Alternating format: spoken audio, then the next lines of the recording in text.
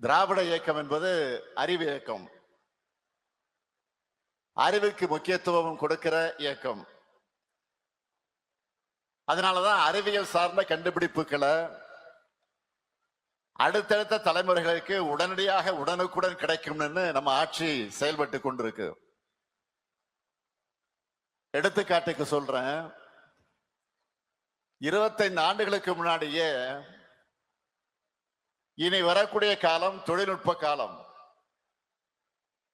கம்ப்யூட்டர்களுடைய காலம்னு உணர்ந்து ID policy tidal பார்க்னு கொண்டு வந்தார் நம்முடைய முத்தமிழறிஞர் கலைஞர் அவர்கள்.